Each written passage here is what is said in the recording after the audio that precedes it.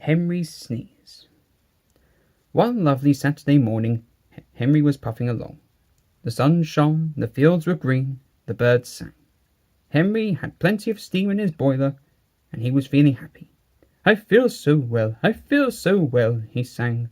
Trickety trock, hummed his coaches. Henry saw some boys on a bridge. "Peep, peep, hello," he whistled cheerfully. "Peep, peep, peep, peep," he called the next moment. "Oh, oh, oh!" For the boys didn't wave and take his number. They dropped stones on him instead.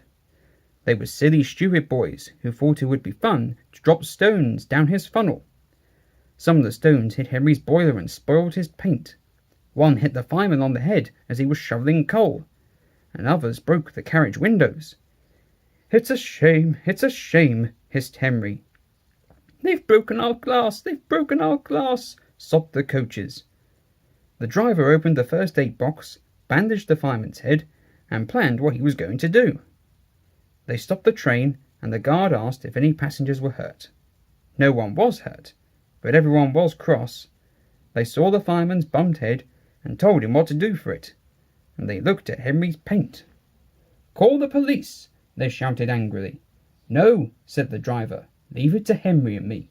We'll teach those lads a lesson." "What will you do?" they asked. "Can you keep a secret?" Yes, they all said. "Well then," said the driver, "Henry is going to sneeze at them." "What?" cried all the passengers. The driver laughed.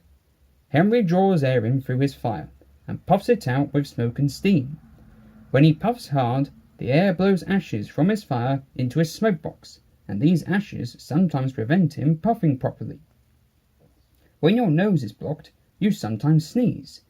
If Henry's smoke box is blocked, I can make air and steam blow the ashes out through his funnel.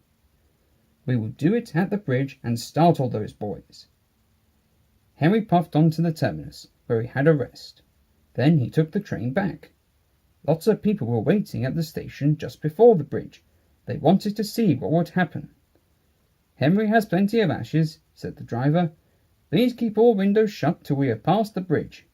Henry is as excited as we are, aren't you, old fellow?" And he patted Henry's boiler. Henry didn't answer. He was feeling stuffed up, but he winked at his driver. The guard's flag waved, his whistle blew, and they were off. Soon in the distance they saw the bridge. There were the boys, and they all had stones. "Are you ready, Henry?" said his driver. "Sneeze hard when I tell you." "Now," he said, and turned the handle. Tissue! Smoke and steam and ashes spouted from his funnel.